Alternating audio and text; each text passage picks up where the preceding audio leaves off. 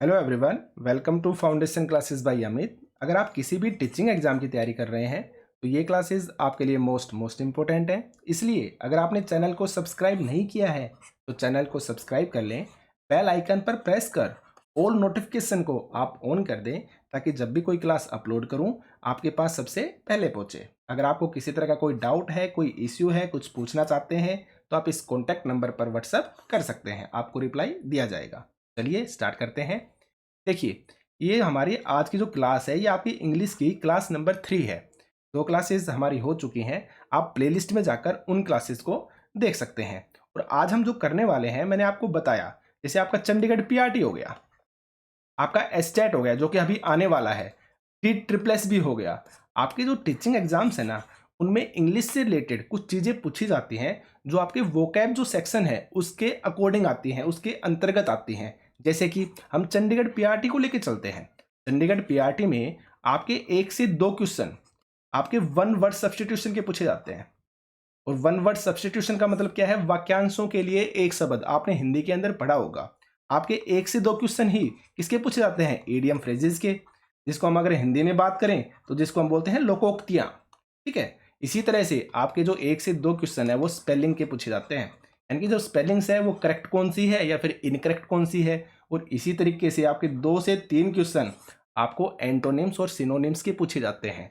और जैसा कि मैंने आपको बताया, जो मैं आपको करवा दूंगा उनसे बाहर आपको कुछ भी नहीं मिलेगा। आप सिर्फ और सिर्फ रेगुलर इन क्लासेस को देखिए, ठीक है। इनसे बाहर आपको कुछ भी नहीं मिलने वाला है। मैं काफ़ी क्वेश्चंस कराऊंगा, जैसे स्पेलिंग्स हैं, मैं आपको जो राइट स्पेलिंग्स है ना, कम से कम 1000 स्पेलिंग्स ऐसी लिखवा दूंगा जो आपके एग्जाम्स के अंदर पूछी जाती हैं। इसी तरीके से जो वन वर्ड सब्स्टिट्यूशन हो गई, ये भी मैं आपको काफ़ी एक साथ एक जगह पर प्रोवाइड करवा दूंगा। इसी तरह से ईडियम और फ्रेजेज हो गए। और देखिए, जो मैं आपको करवा रहा हूँ ये आपके प्रीवियस ईयर क्वेश्चन हैं जो आपके टीचिंग एग्जाम्स के अंदर आए हुए हैं। तो इनसे बाहर आपको कुछ भी नहीं मिलने वाला है, ठीक है। आप रेगुलर बस क्लासेस को देखिए। और आपसे जो आपकी क्लासेस हैं वो भी आपको रेगुलर मिलेंगी, आप टेंशन मत लीजिए। आपकी एसएसटी हो गई, साइंस हो गई, इंग्लिश हो गई, तो अब से जो ये क्लासेस हैं ये आपको रेगुलर मिलेंगे, आप बिल्कुल भी टेंशन मत लीजिए, ठीक है। तो चलिए सेशन को स्टार्ट करते हैं। मैं रब कर देता हूँ ताकि हम आसानी से इसको समझ सकें। देखिए, आपका जो फर्स्ट क्वेश्चन है, फर्स्ट क्वेश्चन क्या है? Decay of organic matter producing a fetid smell. Fetid smell का मतलब होता है दुर्गंध युक्त, यानी कि वो पदार्थ जिसमें से क्या आ रही है? स्मेल आ रही है, बदबू आ रही है। और डिके का मतलब होता है नष्ट होना या फिर खराब होना भी बोल सकते हैं आप। और ऑर्गेनिक मैटर क्या होता है? आपका कार्बनिक पदार्थ। जब आप पढ़े ना तो एक एक चीज का मतलब समझकर पढ़िए। तो decay of organic matter producing a fetid smell, यानी कि वो कार्बनिक पदार्थ जो नष्ट हो गया है और जो क्या दे रहा है? आपका दुर्गंध युक्त स्मेल दे रहा है, तो वो क्या कहलाएगा? देखिए, आप क्रिस्प कहलाएगा, नियोटेरिक कहलाएगा, या फिर यूट्रीफाई कहलाएगा, या फिर वर्जिन कहलाएगा। तो देखिए, क्रिस्प, अब आपको क्रिस्प के बारे में पता होगा, आपने एड के अंदर देखा होगा ना, जैसे चिप्स होती हैं तो हम बोल देते हैं ना क्रिस्प चिप्स। और क्रिप्स को हम बोलते हैं एक तरह से क्रंची, यानी करारा, जो खाने में कैसी हो? करारी हो, तो उसको हम क्रिप्स बोल देते हैं, ठीक है। नियोटेरिक हम पहले भी पढ़ चुके हैं। नियो का मतलब क्या होता है? नया, यानी कि आप मॉडर्न रख सकते हैं या फिर आप रिसेंट भी बोल सकते हैं, यानी कि जो अभी अभी हुआ हो, जो मॉडर्न हो। अगर हम वर्जिन की बात करें तो वर्जिन का मतलब होता है अनमैरिड गर्ल, यानी कि वो लड़की जिसकी शादी नहीं हुई है उसको क्या बोलेंगे? हम वर्जिन बोलेंगे। तो यहाँ पर जो आपका करेक्ट आंसर होगा, आंसर नंबर सी होगा। हम बोलते हैं यूट्रीफाई को क्या बोलते हैं? Decay of organic matter producing a fetid smell. और देखिए, मैं आपको बता देता हूँ आज मैं क्या कराने वाला हूँ। तो ये तो आपका क्या हो गया?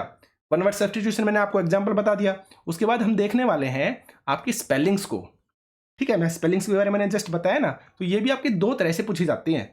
उसके बाद बात करेंगे हम ईडियम फ्रेजेस के बारे में, आप देख सकते हैं। तो इन सब चीज़ों को हम देखने वाले हैं। आप आराम से बस रेगुलर पढ़ते रहिए, ठीक है। देखिए, वापस अपने क्वेश्चंस के ऊपर लौटते हैं। आगे मैंने आपको एक्सप्लेनेशन भी दे रखा है। क्रिस्प का मतलब क्या है? क्रंची, यानी कि करारा। वर्जिन की बात करें तो अनमैरिड गर्ल, यानी कि अनस्पॉइल्ड। अगर हम नियोटेरिक की बात करते हैं तो मॉडर्न, यानी कि रिसेंट। मैं आपको बता चुका हूं, ठीक है। आगे बढ़ते हैं। A large enclosure for keeping the birds in, यानी कि वो जगह जहां पर क्या? पक्षियों को रखा जाता है। बर्ड्स का मतलब क्या है? पक्षी। कीप का मतलब क्या होता है? रखना। एनक्लोजर यानी कि वो जगह जहां पर पक्षियों को रखा जाता है, क्या कहलाती है? आपकी मेनागरी कहलाती है, अवायरी कहलाती है, एक्वेरियम कहलाती है, या फिर अपायरी कहलाती है। तो आपको पता होना चाहिए। जैसे मेनाग्रे है तो मेनाग्रे का मतलब होता है वन्य पशु, जहां पर जो वन्य के जीव जंतु हैं या पशु है ना, वो जो रखे जाते हैं वो आपकी मेनाग्रे कहलाता है। अगर अवायरी की बात करें तो वो जगह जहां पर क्या रखे जाते हैं, आपके पक्षी। तो करेक्ट आंसर हो जाएगा आपका आंसर नंबर बी। और एक्वेरियम के बारे में आपको अच्छे से पता है, आपने देखा भी होगा, जो बड़ी बड़ी बिल्डिंग्स हैं या ऑफिसेज हैं, ठीक है, उनके अंदर क्या होगा, इस तरह का बॉक्स होता है कांच का, शीशे का बना हुआ, और उसके अंदर आपने मछलियां देखी होंगी, ठीक है, जो शौकीन तौर पर वो लोग रखते हैं। ये आपका एक्वेरियम कहलाता है। यानी कि जहां पर मछलियों को हम कृत्रिम रूप से रखते हैं वो क्या कहलाएगा, आपका एक्वेरियम कहलाता है। ठीक है, अगर हम अपायरी की बात करें तो ये क्या होता है, आपकी बीज, यानी कि वो जगह जहां पर मधुमक्खियों को रखा जाता है, क्या कहलाता है, आपका अपायरी कहलाता है। ठीक है, आगे चलते हैं। अब देखिए आप, मैंने एक्सप्लेन भी कर दिया है, यानी कि वन्य पशुओं को जहां पर हम रखते हैं, आपका मेनाग्रे हो गया, जहां पर मछलियों को रखा जाता है आपका एक्वेरियम हो गया, और जहां पर मधुमक्खियों को रखते हैं आपका अपायरी हो गया। आपको याद रखना है। ठीक है, आगे बढ़ते हैं। टेक अवे और alter the natural quality of. अब टेक अवे का मतलब क्या होता है, एक तरह से ले जाना या खत्म हो जाना। तो टेक अवे और alter the natural qualities of, यानी कि आपकी जो नेचुरल क्वालिटीज थी ना, जो आपके अंदर ओरिजिनल थी, वो चीजें नहीं है, वो खत्म हो गई, यानी कि एक तरह से आप फेक हो गए हैं। तो इस चीज को आप क्या बोलेंगे, देखिए आप डी नेचर बोलेंगे, या अनएल्टरेटेड बोलेंगे, या फिर आप ऑथेंटिक बोलेंगे, या फिर आप लिपिड बोलेंगे। तो देखिए इसका जो करेक्ट आंसर होगा, आंसर नंबर फर्स्ट होगा, यानी कि डी नेचर। कैसे, जो अनएल्टरेटेड है ना, इसका मतलब होता है आपका एक तरह से ओरिजिनल, यानी कि जो नया हो, जो नॉट मिक्स्ड आप बोल सकते हैं, जो किसी भी चीज के अंदर मिले नहीं, यानी कि नॉट मिक्स्ड। अगर कोई चीज मिलेगी नहीं आपस में तो क्या है, सीधा और सिंपल सा है, वो प्योर है ना। अगर हम ऑथेंटिक की बात करें, आपको अच्छे से पता है ओरिजिनल होता है ऑथेंटिक का मतलब। अगर हम लिम्पिड की बात करें तो लिम्पिड का मतलब होता है किसी भी चीज का स्पष्ट होना, यानी कि क्लियर होना। क्या होना, क्लियर होना। तो देखिए करेक्ट आंसर क्या होगा आपका, आंसर नंबर फर्स्ट। हम एक्सप्लेनेशन को देख लेते हैं। मैंने बताया ना अनअल्टरेटेड, देखिए नॉट मिक्स्ड, मैं आपको बता चुका हूं। अगर हम ऑथेंटिक की बात करें तो आपका ओरिजिनल हो गया या जेन्युइन हो गया, हम देख चुके हैं। अगर मैं लिपिड की बात करूं, लिम्पिड की बात करूं, तो ये क्या है, आपका क्लियर होता है, इनके स्पष्ट होता है। आप समझ गए होंगे, आगे चलते हैं। Not able to produce children, यानी कि वो औरत या वो लड़की या वो माँ जो क्या नहीं कर सकती, बच्चों को जन्म नहीं दे सकती, वो आपकी क्या कहलाएगी, देखिए आप, ग्रेविड कहलाती है, स्ट्राइल कहलाती है, या फिर फेकंड कहलाती है, या फिर हैबेटिक कहलाती है। तो आपको इन वर्ड्स का मतलब पता होना चाहिए, और आप अच्छे से अगर समझकर पढ़ेंगे ना, बार बार रिवाइज करेंगे ना, तो आपके माइंड में सेट भी हो जाएंगे। तो देखिए हमने क्या पढ़ा, not able to produce children, यानी कि जो बच्चों को जन्म नहीं दे सकती, वो क्या कहलाएगी, आपकी ग्रेविड। ग्रेविड का मतलब क्या होता है, गर्भवती, जिसको हम प्रेग्नेंट बोलते हैं। सीधा और सिंपल सा है, ये तो नहीं हो सकता आपका आंसर। अगर हम स्टेराइल की बात करें तो ये होगा आपका करेक्ट आंसर। इसको जैसे हम हिंदी में बोलते हैं ना बांझ, ठीक है, जैसे बांझ बोल देते हैं हम हिंदी के अंदर, तो ये होता है आपका स्टेराइल। ठीक है, अगर हम फेकेंड की बात करें तो फेकेंड भी आपके प्रेग्नेंट ही होता है, प्रेग्नेंट। और अगर हम प्रेग्नेंट की बजाय अगर और ज्यादा अच्छा वर्ड यूज करना चाहते हैं ना, तो एक तरह से आप उपजाऊ मानिए। जैसे जो जमीन उपजाऊ होती है ना, इसी तरह से जो फेकेंड है उसका जो एक्चुअल मतलब होता है वो होता है उपजाऊ। तो ये आपका सिनोनिम्स हो गया, कहने का मतलब क्या हो गया, ये सिनोनिम्स हो गया, तो ये भी आंसर नहीं हो सकता। हैबेटिक, तो हैबेटिक का मतलब भी आपका एक तरह से प्रेग्नेंट ही होता है। क्या होता है, प्रेग्नेंट ही होता है। तो करेक्ट आंसर आपका क्या होगा, आंसर नंबर बी। अब हम एक्सप्लेनेशन को देख लेते हैं। ग्रेविड, ग्रेविड का मतलब होता है प्रेग्नेंट, समझ गए आप। सेकेंड मैंने आपको बता चुका, प्रेग्नेंट या उपजाऊ भी बोल सकते हैं। हैबेटिक, हैबेटिक होता है रिलेटेड टू यूथ, यानी कि प्यूबर्टी। तो जो प्यूबर्टी एज होती है ना, प्यूबर्टी एज होने के बाद ही आप क्या कर सकते हो, जो लेडीज है जो वो क्या बन सकती है, माँ बन सकती है। तो इसलिए जो हैबेटिक है उसका मतलब भी एक तरह से क्या हो गया, आपके प्रेग्नेंट होने से ही हो गया, वो एक विशेषता है। आगे चलते हैं। Diminish in value over a period of time. अब डिमनिश, डिमनिश का मतलब होता है धीरे धीरे खत्म हो जाना, यानी कि डिक्रीज होना। आप इस तरीके से याद रखिए, डिक्रीज याद रखिए आप। तो डिमनिश का मतलब होता है डिक्रीज, डी से डिमनिश और डी से डिक्रीज होना, यानी diminish in value over a period of time, यानी कि समय के साथ साथ किसी चीज की वैल्यू का कम हो जाना, क्या कहलाएगा, देखिए आप, ऑगमेंट कहलाएगा, या एक्सलरेट कहलाएगा, या फिर एग्रेंडाइज कहलाएगा, या फिर डेप्रिसिएट कहलाएगा। तो देखिए आपको वर्ड्स का मतलब समझना होगा। जैसे ऑगमेंट है, ऑगमेंट का मतलब होता है किसी भी चीज को इंक्रीज करना, यानी कि बढ़ाना। और आपने एक्सलेटर तो बढ़ा ही होगा, ठीक है, यानी कि एक तरह से रेस देना। तो एक्सलेट का मतलब भी क्या हो गया, आपका इंक्रीज करना ही होगा। ठीक है, अगर हम एग्रेंटाइज की बात करें तो आपको मैं ट्रिक बता देता हूं। जैसे एग्र, तो एग्र मतलब एग्रेशन, तो क्या करते हैं हम, इंक्रीज करते हैं ना, तो इसका भी मतलब क्या हो गया, आपका इंक्रीज हो गया। और डेप्रिसिएट जो होता है, डेप्रिसिएट का मतलब होता है किसी भी चीज का कम होना, ये चीज आप याद रखना, ठीक है। तो यहाँ पर जो आपका करेक्ट आंसर होगा, आंसर नंबर डी होगा, ठीक है। डिमिनिश का मतलब क्या हो जाएगा, डेप्रिसिएट। आगे चलते हैं। अब आप एक्सप्लेनेशन को देखिए, मैंने बताया ना एक्सलेट का मतलब क्या है, टू इंक्रीज। ऑगमेंट का मतलब भी क्या है, टू इंक्रीज। एग्रेंडाइज का मतलब क्या है, टू इंक्रीज। आपको याद रखना है, ठीक है। आगे बढ़ते हैं। देखिए ये मैंने आपको 5 जो वन वर्ड सब्स्टिट्यूशन है ना वो कराए हैं। आज मैं आपको बता रहा हूँ किस तरह से क्वेश्चन को पूछा जाता है। जैसे आपसे पूछा जाएगा फाइंड द इनकरेक्ट स्पेलिंग्स या फिर फाइंड द करेक्ट स्पेलिंग, तो इसको भी हम दो तरह से पूछ सकते हैं। एक तो क्या करेगा कि आपको इस तरह की जो 4 स्पेलिंग्स है ना, चारों अलग अलग होंगी, वो दे दी जाएंगी। या तो इनमें इनकरेक्ट पूछेगा या फिर करेक्ट पूछेगा, या फिर सेकंड पूछ सकता है जो चारों स्पेलिंग्स है ना वो एक ही वर्ड की होंगी और इनमें से आपसे करेक्ट पूछ लेगा या फिर इनकरेक्ट पूछ लेगा, ठीक है। तो इस तरीके से आपसे क्वेश्चन पूछे जाएंगे। चलिए स्टार्ट करते हैं। जैसे फर्स्ट क्वेश्चन है फाइंड द इनकरेक्ट स्पेलिंग, आपको इनकरेक्ट बतानी है तो आपको याद होनी चाहिए। तो ये जितने भी इंपॉर्टेंट स्पेलिंग्स है ना बार बार वही रिपीट होती हैं, तो मैं इन सभी को आपको एक साथ एक जगह पर प्रोवाइड करवा दूंगा, ठीक है। बार बार रिवाइज करना, आपका हो जाएगा क्लियर, सीधा और सिंपल सा है। जैसे देखिए अब गारंटी की स्पेलिंग क्या है, GAURANTEE। आपको लगता है सही है, ये आपकी गलत है। गारंटी की स्पेलिंग क्या होगी, GAURANTEE, ये आपकी नहीं होगी। गारंटी की स्पेलिंग होगी GUARANTEE, ये होगी आपकी गारंटी की स्पेलिंग, GUARANTEE, ठीक है। इटनरी, तो इटनरी की स्पेलिंग तो आपको यही होती है। मैग्निफिसेंट, जिसका मतलब होता है शानदार, तो शानदार की स्पेलिंग भी क्या होगी आपकी, मैग्निफिसेंट, MAGNIFICENT। और एक होता है आपका राइटिंग, राइटिंग की स्पेलिंग भी आपकी करेक्ट है। और देखिए इनको जब आप लिखकर देखेंगे ना तब आपकी रेडी होंगी। जैसे इटनरी आ गया, अब इसको आप कम से कम 4 से 5 बार लिखकर देखिए तो 100% आपको याद होगा ही होगा। और जब आप लिखकर देखेंगे ना तभी आपकी जो स्पेलिंग्स हैं उनमें मिस्टेक होना बंद होगा, आप याद रखना, ठीक है। आगे बढ़ते हैं। नेक्स्ट है आपका फाइंड द करेक्ट स्पेलिंग, यहाँ पे आपको करेक्ट बतानी है। अब अकोमोडेशन है, अकोमोडेशन का मतलब होता है आवास, यानी कि जहां पे आप रहते हैं, तो अकोमोडेशन की राइट स्पेलिंग बतानी है। तो देखिए आप इन सभी को अच्छे से देखना और देखने के बाद खुद आइडिया लगाना इनमें से कौन सी सही होगी। तो यहां पर मैं आपको करेक्ट जो स्पेलिंग्स है वो बता रहा हूं, ACCOMMODATION, ये होगी आपकी करेक्ट जो स्पेलिंग्स है अकोमोडेशन की, ये यानी कि आंसर नंबर फर्स्ट हो जाएगा आपका, ठीक है। आगे चलते हैं। इसी तरीके से देखिए यहाँ पर फाइंड द करेक्ट स्पेलिंग, आपको करेक्ट बतानी है। अब हाइजीन की स्पेलिंग पूछिए आपसे कि हाइजीन की करेक्ट स्पेलिंग कौन सी होगी, तो आप बताइए। आप तो मैं बताऊं आपको क्या होगी करेक्ट, HYGIENE, ये हो जाएगी आपकी हाइजीन की करेक्ट स्पेलिंग, ठीक है। तो अब देखिए कहां पर है, करेक्ट होगी आपकी आंसर नंबर फर्स्ट, HYGIENE, ठीक है, हाइजीन। आगे चलते हैं।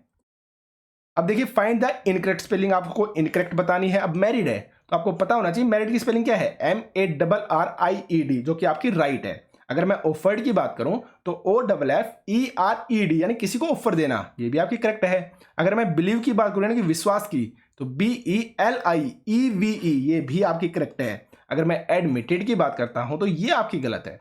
तो एडमिटेड की राइट क्या होगी, ADMITTED होगी, यानी कि जो टी है वो डबल आएगा और यहाँ पर सिंगल दे रखा है, ठीक है। तो करेक्ट आंसर हो जाएगा आपका एडमिटेड, यानी आंसर नंबर 4। आपसे इनकरेक्ट पूछी थी, ठीक है। आगे चलते हैं। फाइंड द इनकरेक्ट स्पेलिंग, अब यहाँ पे आपको फिर से क्या बतानी है, इनकरेक्ट स्पेलिंग बतानी है। तो इनएडिबल, यानी कि वो चीज जो खाई ना जा सके, तो देखिए आप इनएडिबल आपकी करेक्ट है भाई, यही होती है आपकी इनएडिबल। अगर मैं वैल्यूएबल की बात करूं तो ये भी आपकी सही है, वैल्यूएबल यानी जिसकी वैल्यू हो, VALUABLE। अगर मैं चेंजेबल की बात करूं यानी कि जो चेंज होता रहता है, जो परिवर्तनशील है, तो चेंजेबल क्या होगा आपका, CHANGEABLE, ये भी आपकी एकदम करेक्ट है। लेकिन आप फोर्थ पे जाएंगे ना तो ट्रेसेबल, ये आपकी गलत है। ट्रेसेबल का मतलब क्या होता है, जिसको ट्रेस कर सकते हैं, जिसकी जो स्थिति है उसके बारे में पता लगा सकते हैं। तो इसकी करेक्ट क्या होगी, आप देखिए TRACEABLE, ये होगी आपकी ट्रेसेबल की। और आप यकीन मानिए इनको करने का सिर्फ और सिर्फ एक ही तरीका है, इनको आप लिख लिख कर देखिए, आपकी स्पेलिंग्स गलत नहीं होंगी। एक एक नंबर की फाइट है, आप याद रखना, ठीक है। आगे बढ़ते हैं। अब बात करते हैं हम ईडियम और फ्रेजेस के बारे में। तो देखिए ईडियम फ्रेजेस यानी कि लोकोक्तियां, अगर मैं आपसे पूछूं नाचने जाना आंगन टेढ़ा, नाचने जाने आंगन टेढ़ा, आपने ये हिंदी के अंदर मुहावरा या लोकोक्ति 100% पढ़ी होगी।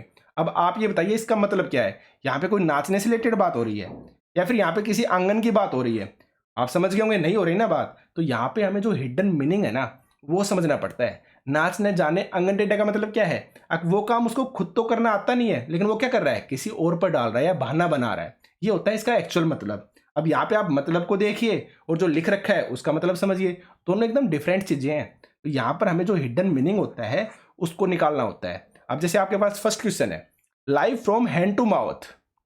तो जो live from hand to mouth का मतलब होता है, इसका मतलब होता है आप मुश्किल से अपना गुजारा कर रहे हैं। क्या कर रहे हैं? गुजारा। आप मुश्किल से ही अपना गुजारा कर पा रहे हैं। तो live from hand to mouth का मतलब क्या है? देखिए आप, फिल्दी रिच पीपल नहीं हो सकता। मैंने बताया ना, मुश्किल से आपका गुजारा हो रहा है, तो आप नॉर्मल सी बात है, ये अच्छा कैसे हो सकता है? ये तो नहीं होगा। To have enough money to live on and nothing extra, यानी कि वो सिचुएशन कि आपके पास सिर्फ इतने रुपए हैं कि आप जी सकें और इसके अलावा, यानी कि आपके पास ज्यादा नहीं है, आपके पास सिर्फ और सिर्फ इतने हैं कि आपका गुजारा चल सके। तो इसका जो करेक्ट आंसर हो जाएगा, आंसर नंबर बी होगा। आगे है to be dependent on others, ये भी आपका नहीं हो सकता। और लिविंग इन मिजरेबल कंडीशंस, यानी कि अच्छी स्थिति में ना होना, ये भी आपका नहीं हो सकता, याद रखना आप, ठीक है। करेक्ट आंसर क्या होगा? To have enough money to live on and nothing extra, यानी कि आपकी ऐसी सिचुएशन कि आपके पास इतने रुपए हैं कि आप अपना गुजारा कर सकते हैं, लेकिन आपके पास एक्स्ट्रा नहीं है। तो ये होगा आपका करेक्ट आंसर, ठीक है। आगे चलते हैं। अगर मैं बात करूं टू फेस द म्यूजिक, अब म्यूजिक को फेस करने का मतलब क्या है? मैंने बताया ना, ये आपकी लोकोक्तियां हैं, ठीक है। आपको इनका जो हिडन मीनिंग है ना वो समझना पड़ेगा। तो टू फेस द म्यूजिक, यानी कि आपका म्यूजिक चल रहा है और आप उसको क्या कर रहे हैं, यहाँ पर खड़े हैं आप और उसको फेस कर रहे हैं। तो आप हिडन मीनिंग को समझिए क्या कहना चाह रहा है। तो टू डिस्प्रेस समवन, यानी कि किसी को एक तरह से नीचा दिखाना, ये तो नहीं हो सकता। To be hard of hearing, यानी कि आप मुश्किल से सुन पा रहे हो, ये भी नहीं हो सकता। To enjoy a musical concert, ये भी आपका नहीं हो सकता। और करेक्ट आंसर क्या होगा? आंसर नंबर डी, ठीक है। ये भी नहीं, ये भी नहीं, ये भी नहीं, करेक्ट आंसर होगा answer number D, to bear the consequences, यानी कि जो आपके सामने डिफिकल्टियाज है ना, जो आपके प्रॉब्लम्स हैं, आप उनको क्या कर रहे हैं, उनको फेस कर रहे हैं, उनका सामना कर रहे हैं। तो इसका जो मीनिंग है वो आपका ये होगा, टू फेस द म्यूजिक का मतलब है टू बियर द कॉन्सिक्वेंसेज, यानी कि जो आपकी प्रॉब्लम्स हैं, जो आपकी समस्याएं हैं, उनका आप डट कर क्या करेंगे, सामना करेंगे, उनका मुकाबला करेंगे, ठीक है। आगे बढ़ते हैं। अगर मैं बात करूं पिलर टू पोस्ट, अब पिलर टू पोस्ट का मतलब होता है एक जगह से दूसरी जगह, एक जगह से दूसरी जगह। तो यही आपका आंसर हो जाएगा। देखिए, main support of an object, इस तरह के ऑप्शन देंगे कि आप कंफ्यूज हो। अब पिलर की बात आ गई तो देखिए सपोर्ट की बात कर दी, क्योंकि पिलर क्या करता है, एक तरह से सपोर्ट देता है ना किसी भी पुल को। तो उन्होंने इसी तरीके की चीजें लिंक कर दी और आप क्या करोगे, इसी को राइट कर दोगे, लेकिन जबकि आपका ये गलत है। करेक्ट आंसर क्या होगा? देखिए आप, टू बी रिलेक्टेंट, ये भी आपका नहीं हो सकता। टू इंसाइट अदर्स, ये भी आपका नहीं होगा। वन प्लेस टू अदर, एक स्थान से दूसरे स्थान पर, मैं आपको बता चुका हूं पिलर टू पोस्ट मतलब एक जगह से दूसरी जगह। तो वन प्लेस टू अदर्स, सीधा और सिंपल सा है। आगे चलते हैं। इन ए जिफी, अब देखिए इस टाइप की जो है ना वो आपको 100% याद ही करने पड़ेंगे। जहां पे जो आप हिडन मीनिंग समझ ही ना पाए ना, वो चीजें आपको मतलब क्या करनी पड़ेंगी, एक तरह से याद ही करनी पड़ेंगी। तो देखिए, फेल टू अप्रिसिएशन, ये भी आपका नहीं होगा। इन एन अप्रोप्रिएट मैनर, ये भी आपका नहीं हो सकता। टू फॉल इन लव, यानी कि प्यार में पड़ जाना, ये भी आपका नहीं होगा। और आपका जो करेक्ट आंसर होगा answer number D, something that is done very quickly, यानी कि वो चीज बहुत ही जल्दी से की जाती है, ठीक है। तो something that is done very quickly क्या होता है, इन ए जिफी, याद रखना, ठीक है। आगे बढ़ते हैं। अगर मैं बात करूं आपसे हरक्यूलियन टास्क के बारे में, तो देखिए आपने अगर हॉलीवुड मूवी अगर आप देखते हैं तो एक मूवी है हरक्यूलियन, ठीक है, हरक्यूलियस, जिसमें उसका नाम होता है और वो सारे वो काम करता है जो रियल में बहुत ही डिफिकल्ट होते हैं, जो कोई भी नहीं कर सकता है। तो हरक्यूलियन टास्क का मतलब जो होता है वो आपका डिफिकल्ट टास्क होता है। क्या होता है? डिफिकल्ट टास्क, यानी कि जो बहुत ही क्या हो, मुश्किल हो। तो देखिए आप, फर्स्ट है आपका इंपोर्टेंट टास्क, नहीं हो सकता। मोटिवेटिंग आपका नहीं हो सकता। ऑप्शनल टू डू, ये भी आपका नहीं हो सकता। वेरी डिफिकल्ट टास्क, ये हो जाएगा आपका करेक्ट आंसर, यानी कि हरक्यूलियन टास्क का मतलब क्या हो गया, वेरी डिफिकल्ट टास्क। तो देखिए ये आपके क्वेश्चंस थे, इनमें मैंने आपको बता दिया है कि इस तरह की चीजें आपकी पूछी जाती हैं और मैं आपको ये सभी कराने वाला हूं, आप टेंशन मत लीजिए। कुछ भी आपका बाहर से आपको नहीं मिलेगा, सिर्फ और सिर्फ रेगुलर क्लासेस को देखिए और आराम से क्लास को एंजॉय कीजिए, ठीक है। तो आज के सेशन में सिर्फ इतना ही था। Thank you.